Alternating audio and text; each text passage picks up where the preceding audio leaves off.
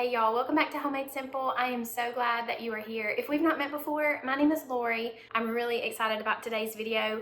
Last week we went to Aldi. I got all of the groceries. They rang up to be a little less than $50. And today I'm going to show you how we can make this menu work for a family to feed everyone good, healthy, nourishing meals for the entire week and it still come in less than $50. I did have some food left over, so if you really need to, you can pinch this budget even a little more and maybe come in around $40 to $45 depending on your area. Fortunately for me and my family, we live in the southeastern United States. I guess I probably didn't have to tell you that because you could already tell with my accent, but we live in an area where the cost of living is fairly low compared to other places, especially overseas and in Canada. But I do hope that even if you live in an area with a higher cost of living that's not going to be able to get out of the store spending only $50, I hope something in today's video will help you squeeze even more out of your grocery budget. We're going to go through all of the meals, breakfast, lunch, then dinners. I have a feeling that when I put all of these videos together, they may be a little discombobulated. I hope that we can make sense of everything by the end. I hope that something in today's video is helpful for you. I'm excited to have you here and I'm excited to have you in the kitchen. Let's get started.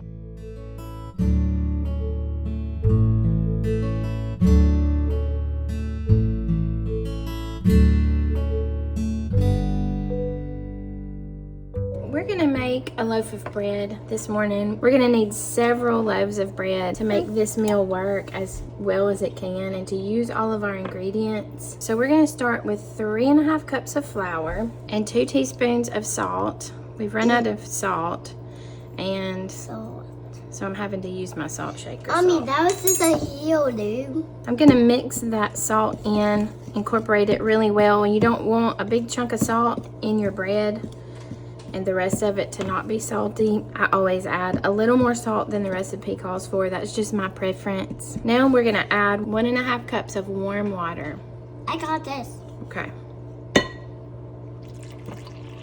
Ew. Okay. And 2 1/4 teaspoon of yeast. This is a 1/2 teaspoon, that's why I'm putting so many. I'm gonna add a little bit of sweetener. So I'm gonna add a couple of tablespoons of honey, but you can leave this ingredient out or you can use sugar, whatever you have as a sweetener. I think it will just add a lot to the flavor. And then the final ingredient is 2 tablespoons of oil. Also, you do not have to use this ingredient, but it will give you a much better end result on the texture of the bread. You can use butter, you can use any kind of oil that you have. Now let's mix all of this together. Mommy, you're making a big mess. I'm not kidding. We're gonna knead this dough. So we want it to be dry enough for us to work with, but not overly dry. I added a little bit of water to this recipe because the last time we made it, it was just a little bit too dry. Too much flour for the amount of water. So hopefully that little bit of extra water will help. Okay. I'm gonna knead this on my cutting board. I'll start with just a little bit of flour. We'll knead this for about 8 minutes until it's shiny and soft and well incorporated. Okay, I think we are at a good place. This is about what you're looking for. You want it to be well incorporated. You don't want it to be sticking to your fingers anymore. You want it to look smooth. And now what we're gonna do is just put this in a bowl. I'm gonna oil the bowl a little bit. That way it won't stick. Can also oil the loaf itself. We'll just stick this in a warm place and allow it to rise for about an hour.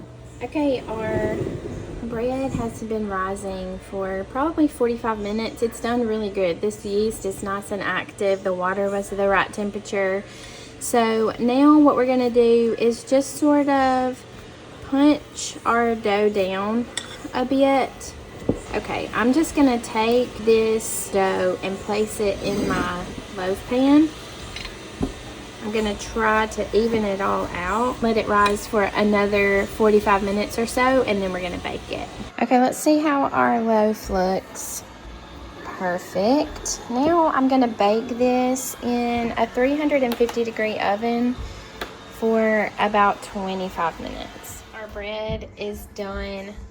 This is a pretty loaf of bread. I am excited about it. And this is a really affordable recipe. This is going to make our $50 meal plan taste a little more gourmet. I'm starving, so let's make some breakfast with our homemade bread. I'm gonna make some scrambled eggs and make a scrambled egg sandwich. That is one of my favorite things to eat. Did you know that if you get an eggshell cracked in your egg, you can use the shell to sort of fish it out, and it's much easier than using like silverware or your finger. Slice a couple of pieces up for our sandwich. I have some mayonnaise in the refrigerator, so I'm gonna add some of that, but you don't have to. You can also have rice and milk for breakfast. Add a little bit of sugar, and that is a really filling and yummy breakfast. You can have that yogurt that we bought, maybe with some sugar, cinnamon, and apples added. There's lots of different options for breakfast in this meal plan, but I'm really excited about this one. Now let's talk about some options for lunch. Okay, first of all, sorry for the angle. I'm working on finding my new tripod, but it hasn't arrived yet, so we're just going to use this and do the best we can. But we are going to make our first lunch, and the first recipe for lunch is going to be vegetable soup. Something that you're going to notice throughout all of these recipes is that we're going to use really simple and minimal ingredients. That's going to help us make the most use of our money. We're going to do a lot of the work ourselves, but we're also going to use simple ingredients to make the meals as nutritiously dense as we can for as little cost as possible.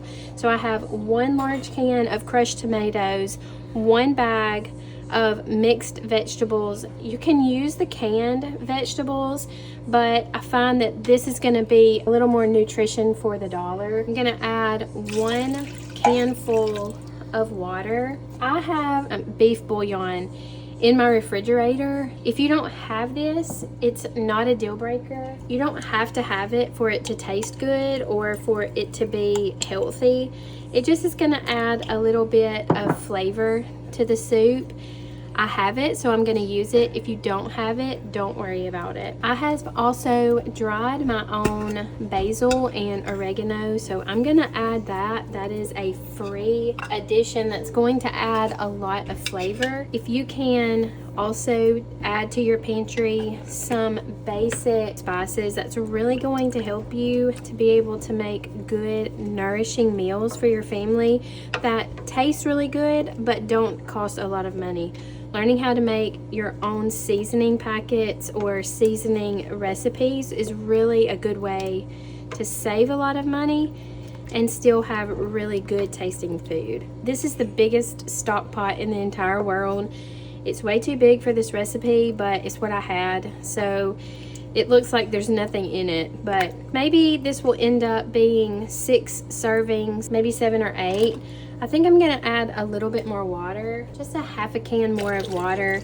That'll make it go a little further, and at lunchtime, if it's just not enough, which this is not gonna be very filling, but it is gonna have a lot of nutrition, we can either fix a grilled cheese with our homemade bread and some of the cheese that we bought, or we can just make some toast with some of the bread and butter, or you can add a pound of ground turkey to this. That ground turkey is a really good deal, a really inexpensive protein option, and that would really bulk up this meal. So I didn't do that, but I do think that it would be a really good addition if you have $3 extra. I'm just gonna simmer this on the stove and then put it in the refrigerator to serve whenever lunchtime comes around. It's time for us to make our chicken broth and cook our chicken. I'm gonna do it in my crock pot. You can also easily do this in the Instant Pot, But I'm just gonna take a little bit more time and cook my chicken in the crock pot instead. I'm just gonna place every piece of chicken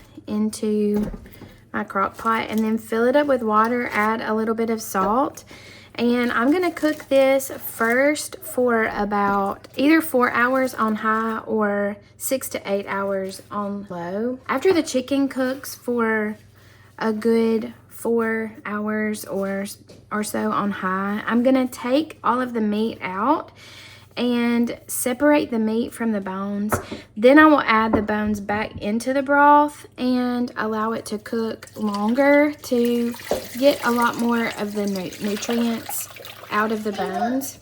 That's how you make bone broth. I'm just gonna add as much water as will fit for this first go around. Put the lid on it, turn it on high, and cook it for the first 4 hours, and then we'll be ready to let it cool and separate. Our chicken has been cooking for quite a while. I let it cook probably 7 hours. There's no real easy way to do this. You just have to try to be careful and not burn yourself. Allowing it to cool is really an important step, so just be patient with this. You will get it done. It just might take a little longer. It's easy to buy chicken broth, but it's also expensive and unnecessary. We got such a good deal on this chicken, and we are gonna get so much out of it. You see how my chicken pieces are falling apart? That's what I wanted to try to avoid. If I had stopped the cooking sooner, they wouldn't be falling apart quite so bad, but we can work with it. It's not a deal breaker by any means. Just gonna make it a little tougher. I know every time my mom sees a video of mine where I am deboning chicken, I know her heart just swells with pride, because it's not been very long when I could not touch chicken bones. I did not want anything to do with pulling chicken off of a bone. I was born in the city, raised in the city, and I did not like anything that made chicken look like it used to be alive. So I've come a long way. If that's how you feel about chicken, it's okay. You will make progress. There's so much collagen in this part of the chicken. We want to go ahead and put it back into the broth so that it can cook through. Also, all of the extra nutrients from the bones are going to cook out as well. So you want to put all of the skin, all of the bones, all of the extra stuff, we'll just leave it there. Everything that's not meat, put it back into the crock pot and allow it to cook for a full 24 hours if you can. The longer you cook it, the more nutrients will be pulled out of the bones. You'll know that it's done and ready when the bones are very, very brittle and they are easy to you can just smush them with your fingers. That's when you know that the bone broth is ready. Okay, I'm finally all done. This is the amount of chicken that I got from my 5.5 pounds of chicken quarters, leg quarters.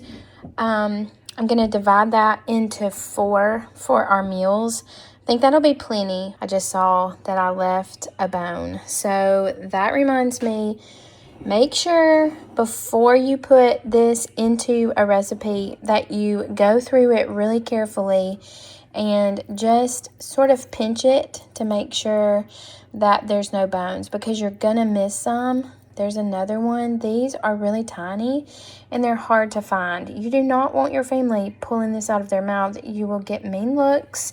It will not end well. They might not eat your cooking for a while. So just go back through it very carefully to make sure that there's no bones left. Now to the bone broth. So we have all of the bones, cartilage, skin, everything left into our broth, and we're just gonna put this on low, put the lid on it, and we are gonna cook this all night long into the day tomorrow. The longer the better. Again, make sure that when you turn it off, that those bones you can crush in your hand. That's when you know that all of the good has gotten out of the bones. Okay, we're making our way through our recipes. We need to make one more lunch, and it's gonna be chicken and rice soup. Got all of our ingredients ready to go. So this is gonna be quick and easy. I'm gonna put a little bit of oil in the pot, and then I have diced up one of our onions. You don't have to use an onion, but we had it, so might as well use it. Let's just cook these until they are sort of translucent, probably about 3 to 5 minutes. Okay, it's been several minutes, and the onions are not cooked all the way, but they are pretty close. Good enough for our soup. So I'm going to pour in 6 cups of our chicken broth. I'm gonna add our chicken. I've got the rest of the carrots as well as the water that I cooked them in. Got some minerals and flavor, so we'll just include that. And then we have our leftover rice, probably 3 cups. It's a lot of rice actually. However much you have will be perfect. The more you have, the more filling it will be. Let's season it with some pepper. And then we'll leave this cooking on the stove on medium heat for about 30 minutes or so. And then it will be ready to eat. Now let's move on to all of our dinner recipes. It's time for dinner. I hope you'll excuse my voice. I'm losing it. I got better and now my voice is not wanting to cooperate. So I think it's this Alabama fall weather getting the best of me. I hope that you can struggle through this part of the video. But one thing I wanted to talk about before we started cooking supper is how to choose which dinner to make which night. Tonight, for our first meal of the meal plan, I'm gonna make sausage biscuits. I'm doing that because last night when I got home from the grocery store, I did not put any of the chicken in the crock pot in order to cook the chicken and get the broth ready. So I'm not ready to cook any of the chicken recipes. That leaves me pretty much the turkey meatloaf, the sausage biscuits, and the pizza.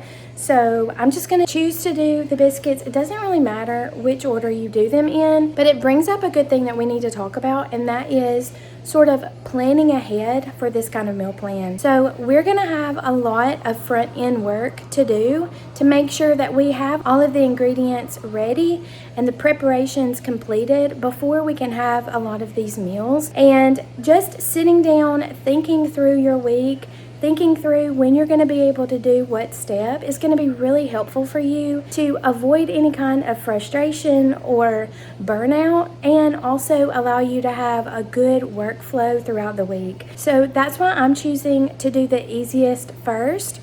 But you can choose to do all of the hard steps at the very beginning, maybe on the Saturday before you start the meal plan. This plan is completely customizable, so make it work for yourself. I'm gonna do what works best for me, and that's what I want you to do for yourself as well. I'm gonna start by cutting up half of this sausage. You may remember that in last week's video, we talked about why I was gonna only buy 1 pound of sausage, even though we sort of need it for 2 different meals. I hope that this works out and we don't have hungry bellies at the end of this meal, but I feel like this is the best way for us to stay under $50.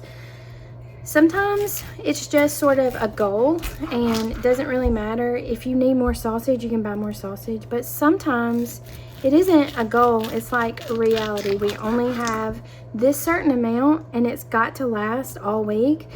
That's sort of what I'm going for here, so I wanted it to be very realistic. We're not always going to have exactly what we want whenever we're on such a tight budget, but that does not mean that we have to go without. So I don't want us to be hungry by the end of the day. I want everybody to be satisfied, but it doesn't mean that we have to be over full either. So let's see, this is 1, 2, 3, 4, 5, 6, 7 pieces of sausage. That's more than enough for my 4 people. Lane will only eat 1, so that gives everybody else 2 pieces of sausage, plus we're gonna have our biscuits, plus we're gonna have our apples, so this should not be a problem. It's time for us to put together our biscuits. Again, this is gonna be a very simple, easy recipe. So we're gonna start with 2 cups of flour, 1 teaspoon of baking powder, half a teaspoon of baking soda, half a teaspoon of salt. Let's mix all of that together. You're gonna combine all of your dry ingredients first. Now I'm gonna take my bacon grease. Never, ever, ever throw away any of your cooking grease. This is really good, healthy fat. As long as you start with a healthy meat, it's gonna be a healthy fat. And it's really the way that our grandmothers and great-grandmothers made their money stretch, is they didn't throw away useful ingredients like this bacon grease. I know that it's gotten a bad rap, but it's okay. Don't worry about it. It's not gonna hurt you. It's actually better for you than a lot of the oils that you can find. Just feel good about using it, using all of your ingredients to the best of your ability. Okay, I'm going to blend this bacon grease in. If you don't have one of these handy tools, you can just use the prongs of your fork. It'll do the same exact thing. When I started this channel, I didn't have one of these, so my mom made an Amazon order and sent me this dough cutter, and it has really been helpful, but you don't have to have one. You just want to get it all blended in as well as you can. No big chunks. You can also use butter or any other kind of oil that you have in your pantry. I try to use olive oil, avocado oil, or coconut oil, usually the refined kind. Beef tallow is also really good, so any kind of fat will be fine in this. Now we're gonna add some of our yogurt that we bought. Mommy, let me help you with the yogurt. You need 1 cup of liquid, so I'm gonna do half a cup of yogurt, and I'm gonna do half a cup of milk. And now we just have to mix it up well. Oh, you and me. Okay. Whoa, whoa, whoa, whoa, whoa, whoa, whoa, whoa. Okay, now these are supposed to be drop biscuits. I'm seeing that there's not enough liquid in this, so I'm gonna add a little more milk.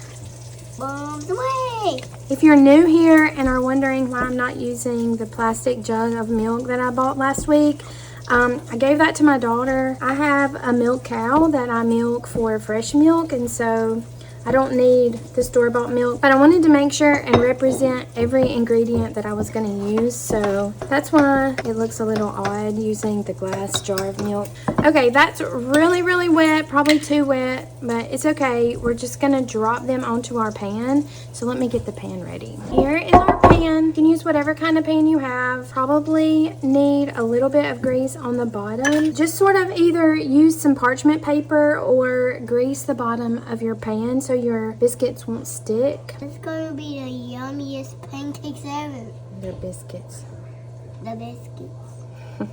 That was the most creative pan buttering I've ever seen. We're just gonna drop heaping spoonfuls of the dough, separated by 1 inch or so on the pan. If you want them to be beautiful, you go right ahead.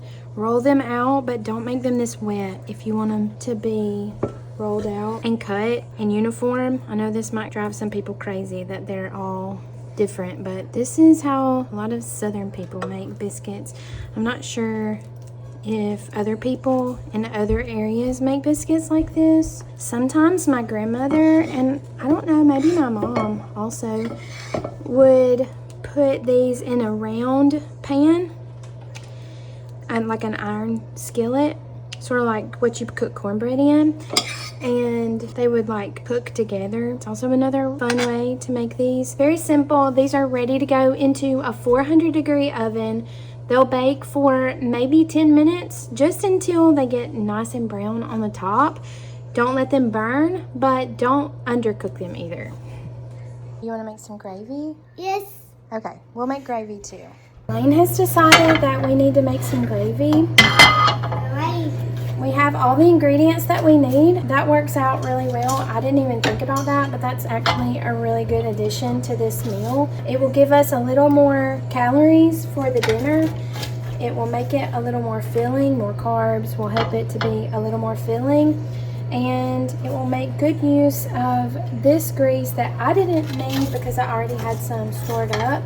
So this is completely optional, but I did think it was a good idea that Lane had. So now let's make some gravy. Okay, to make our gravy, we're gonna start with a hot pan. Mommy, I love making gravy. And we're gonna add 2 tablespoons of flour. We're gonna stir that flour up. This is gonna get rid of all of the raw flour flavor.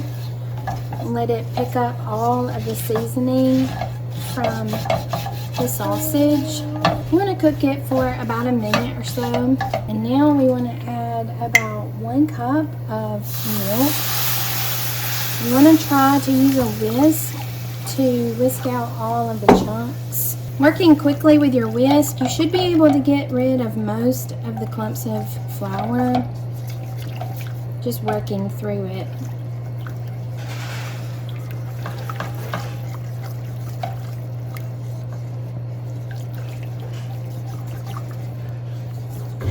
Let's also put a little salt and a little black pepper. You don't need many seasonings because it's going to be pretty flavorful because of the sausage, all of the drippings that were left. So you don't need much. Don't overdo it.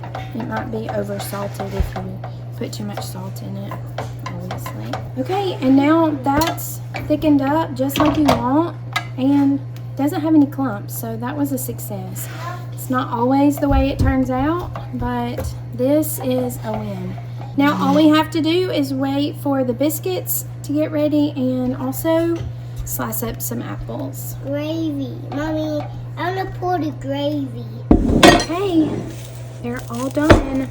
Lane did a really good job of greasing the bottom so they didn't burn, but they got a really nice brown. These really good drop biscuits and we're gonna eat them, so it's not gonna matter that they're not beautiful biscuits. Let's see what our plate looks like. We have 2 different sizes of plates, but for frugal meals it might be good for you to use smaller plates. That way your family will not feel like they are getting less food. Big plates with smaller portions make it look like you're starving them. That's not the goal, so we'll just use this small plate and it will look extra full. I'm really excited about how this meal turned out. I thought Lane had a really good idea about adding the gravy. Maybe tomorrow my voice will be back. I hope it wasn't too excruciating, but I think dinner number 1 is a success. Let's go ahead and make our chicken pot pie. We're gonna make our own cream of chicken base using our chicken broth and some flour. We're also gonna make our own pie crust using the flour and a little bit of fat and some salt. Super easy.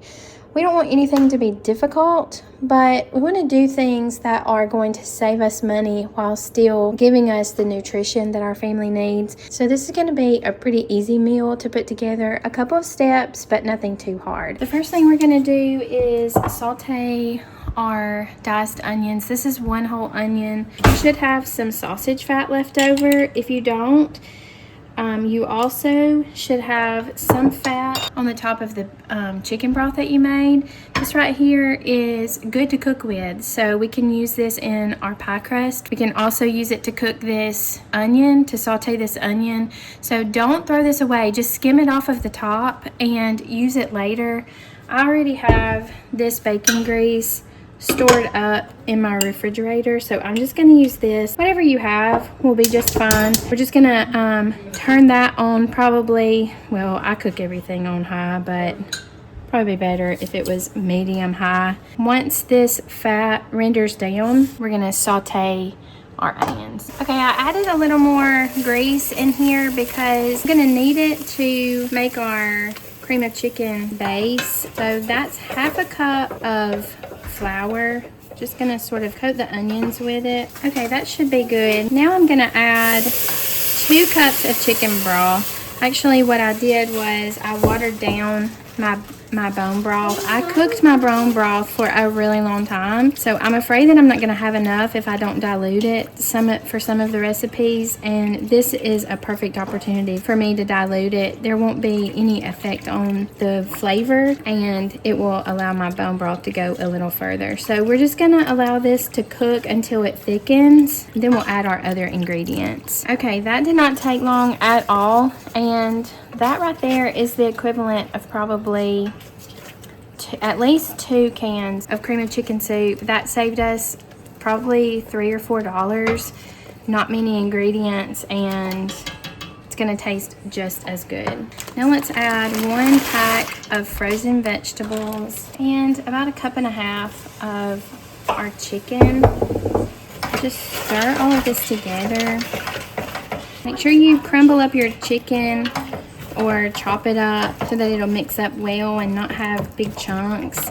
Okay, we can turn this off, and now it's time to make our crust. To make our pie crust, we are going to add 1 cup of flour and a couple of teaspoons of salt. Let's mix that so that the salt is well combined, and we're just gonna use that chicken fat, probably 2 tablespoons.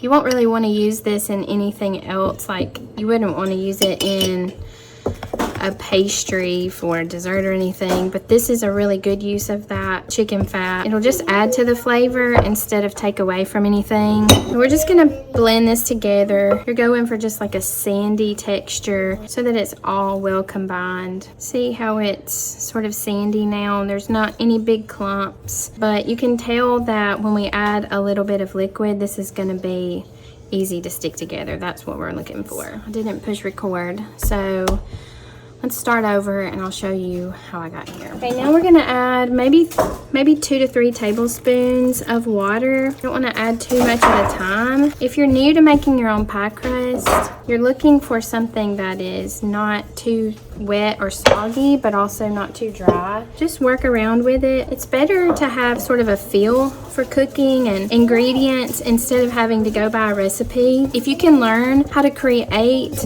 ingredients without a recipe, it really broadens your ability to make your own recipes, to make do with what you have. It's a really good skill to have so that you can use your experience to work for you in cooking more frugally. So this is sort of what you're looking for. You see it's not sticking to my fingers, but it's also wet enough. If you want to roll this out right now, that would be perfect. I wasn't gonna have 2 crusts, a bottom and a top. I was just gonna have a top, but I didn't record when I was doing that one. So make it as thin or as thick as you want to. There's no right or wrong way to do this. I think I'm gonna cook my pot pie in this container. So I'm just gonna spread my crust down on the bottom, hang it over the edges a little. Here we don't make like beautiful Pinterest worthy meals. We make homemade meals that are good and nourishing and healthy. Sometimes they're pretty, sometimes they look like this, but the main thing is we're gonna do the best that we can. It's gonna be healthy and good food for our family. It's gonna get the job done. That's the main goal this week. Get everybody fed without spending too much money. Okay. Okay, now we're ready to pour in our filling. Okay, now let's place the top crust on. It's sort of shrunk, so I'm just gonna try to stretch it and pinch it to the bottom crust. This was not a good choice on the container to cook it in. I thought it was gonna be a good option, but it really isn't. Okay, the last little thing that we need to do is to cut some holes in the crust for venting. Doesn't have to be any kind of design, just to let the hot steam come through. Okay, now we are finally ready to put this in a 400-degree oven. Cook it about 40 to 45 minutes, and then you will have dinner all in this one casserole. It's gonna be healthy, nourishing, filling, and frugal. Next up, let's have our white chicken chili. I'm gonna start by putting some of this fat in the bottom of our pot. This is like a really good size stock pot that's not oversized. We're not gonna make a ton of this soup. We're just gonna make enough for us for tonight, maybe a couple of servings for lunch. So just put a couple of tablespoons of any kind of fat in there. Let that heat up. I have chopped an onion. I'm gonna saute this onion in there first so it can cook down. I don't really like the flavor of raw onions, so I'm gonna make sure and cook them really good before we add our other ingredients. Our onions are cooked pretty good, pretty well. I'm gonna add a couple of teaspoons of salt, and we bought some chili powder, so I know that you have that, but we'll probably add 1.5 tablespoons, maybe 2. And then also, if you have some cumin, add about the same amount of cumin. There's not a lot of ingredients in this chili, so we're gonna try to use the spices to really liven it up. It's a really inexpensive way for us to add a lot of flavor. So add whatever you have. If you have garlic powder or red pepper flakes, any of that will be fine. I have about 4 to 4.5 cups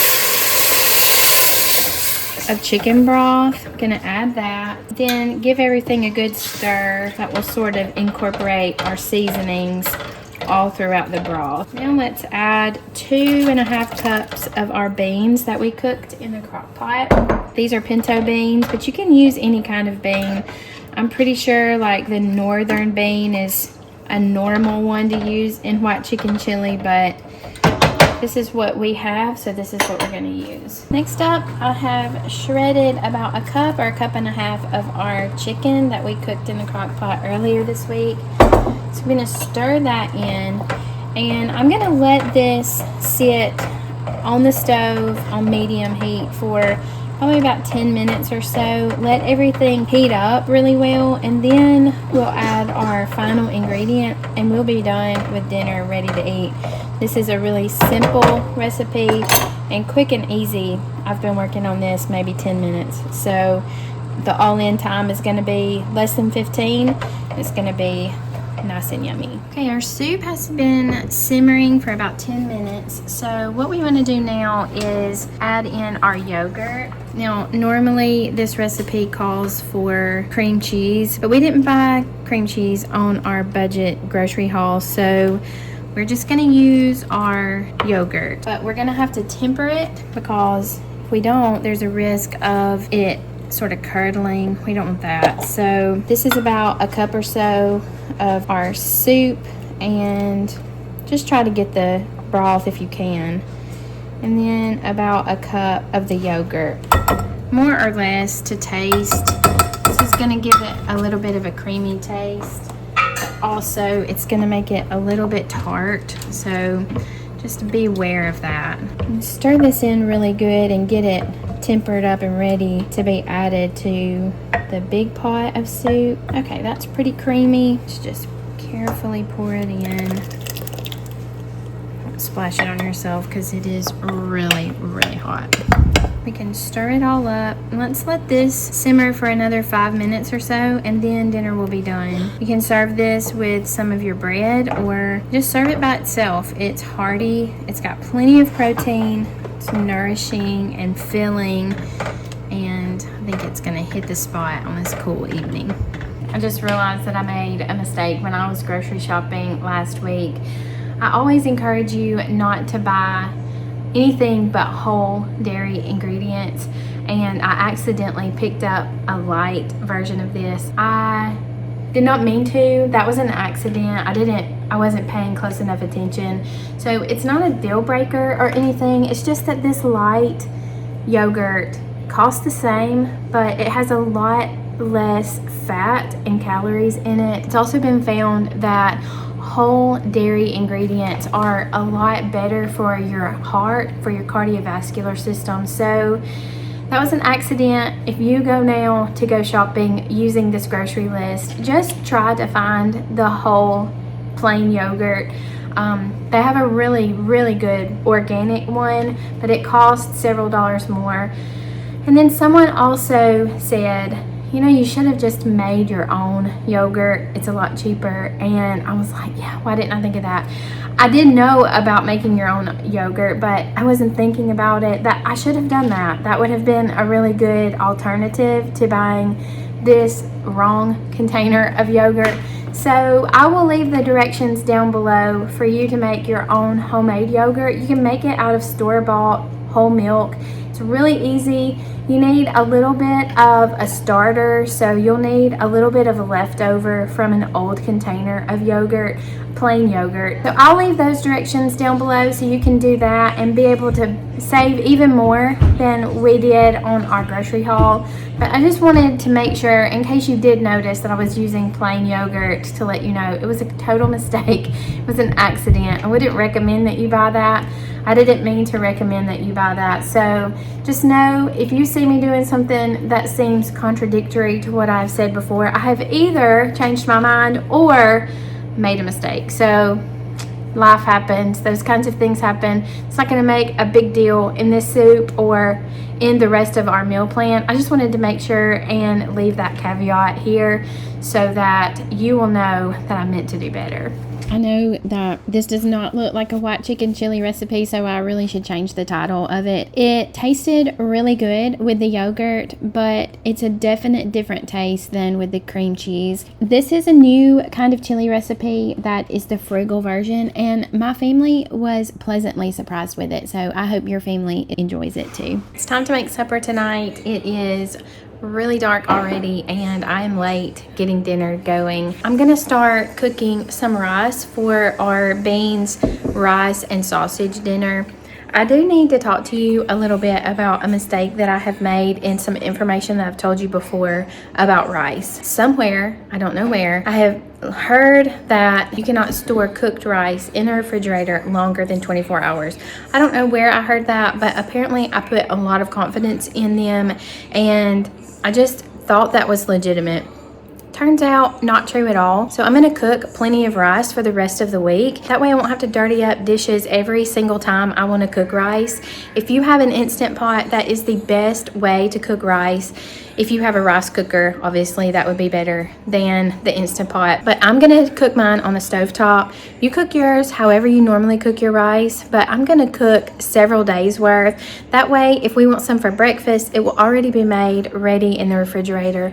Also, I can go ahead and cook some for my chicken and rice soup for tomorrow's lunch, and some other meals are gonna use rice as well. So I'm just gonna cook up several days worth of rice, put it in the refrigerator, and then it'll be ready for me to pull out and use in whatever recipe is called for. Okay, I'm heating up our beans that were in the refrigerator. I cooked them in the crock pot the other day. My rice is almost done. Now I'm just gonna add a little bit of grease to the pan. And I'm just gonna add these slices of kielbasa sausage. My goal is to get them nice and brown. Okay, everything is all heated up and ready, so now we're just gonna put all of the ingredients into bowls. You can also top this with some of the yogurt that we have. That would make a good little addition on the top. If you have some cilantro or maybe some lettuce, that might go well on the top also, but we're just gonna have these 3 ingredients and I think that they will hit the spot. Next up, let's make our enchilada pie. A couple weeks ago we had this in another meal planning video, but I loved it so much that I wanted to have it again, so here we are. We're gonna start with about 2 cups of flour. To the flour we're gonna add about a teaspoon baking powder and a couple of teaspoons of salt. I'm gonna mix all of that together. Now we're gonna add some fat. I'm gonna use this bacon grease that I have stored. If you have some of your chicken fat left over from your broth, that would be perfect in here. Some of your sausage grease left over, that would be really good. Any kind of fat that you have will work. I think this is ending up being about 2.5 to 3 tablespoons. We're just gonna sort of blend this in. Same as we did with our biscuits. We're just looking for a grainy, sandy texture. Make sure there's no clumps or lumps. 1/2 cup of water at a time. Mommy. Oh, I'm sorry. Just put it. Okay. Mommy, I want to pour it myself. I know, I forgot. I'm sorry. Let's sort of mix that in. Mommy, I want to mix it, please. Oh, we got 2 spoons. I think we can add just a little bit more. Mommy, let me do it myself. Okay, let's knead it a little. Mommy, maybe we need a little bit more flour. Okay, let's let it rest for about 10 minutes and then we'll come back and make our tortillas, okay? Boring. While we're waiting on our tortillas to rise, I'm gonna go ahead and make our enchilada sauce. I'm gonna start with 2 tablespoons of oil. You can use that same cooking fat, whatever it is that you wanna use. I'm gonna whisk in 2 tablespoons of flour. We're gonna cook this for a minute or so. Now we're gonna add our seasonings. We're gonna add about 1/4 cup of chili powder. It's a lot of chili powder. That's why we bought some last week at the store. Also, we're gonna add a couple of teaspoons or maybe a tablespoon of cumin and a couple of teaspoons of salt. Now let's whisk all of that together. Any other kind of seasoning that you have, garlic powder, onion powder, would be fine in this. You can mix it up however you like. Now I'm going to add 2 cups of chicken broth. I'm gonna cook this on medium-high for probably 8 to 10 minutes until it thickens up. Okay, our tortilla dough has rested for about 10 minutes or so. So I'm just gonna divide it into probably 8 pieces. If you want it to be perfect, you can weigh them, but it doesn't really matter. I'm going to roll this out and then we're just gonna get our rolling pin and roll it as flat as you can get it. I love this little French rolling pin. It is so easy to use. It's a lot more space friendly and it gets the job done really well. Okay, so that's about what we're looking for. Of course, if you can make it perfectly round, you get a prize. But it doesn't really matter. Feel free to make these tortillas in whatever shape will fit best in your casserole pan. Okay, I got my griddle heated up, so I'm just gonna put 2 at a time until we get them all cooked up. Okay, these 2 are done.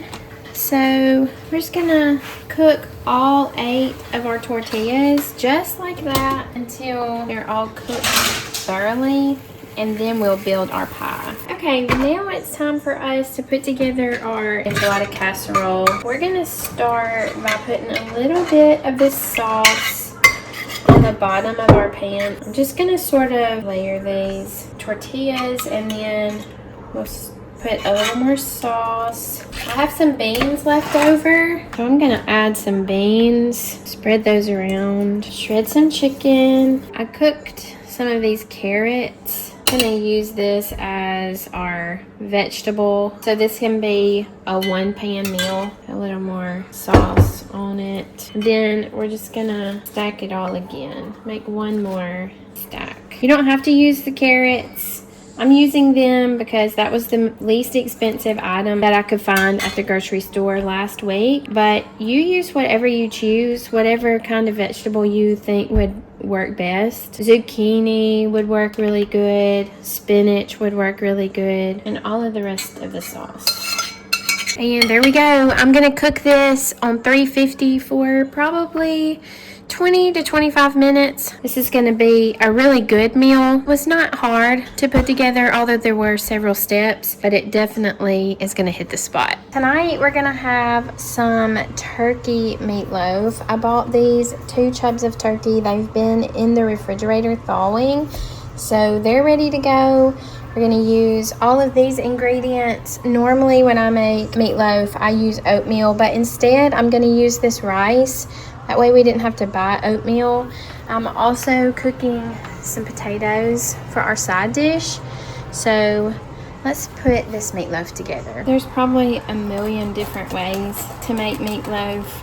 I'm gonna just try to make it easy, and the most important thing is inexpensive. So let's open up these 2 pounds of turkey. Let's add some salt. We're gonna add the whole can of tomato sauce. Next, let's add 1 diced onion. In this version of the recipe, I'm going to use rice as the binder. The more you put in, the more filling it would be. And I'm just going to add a little bit of brown sugar.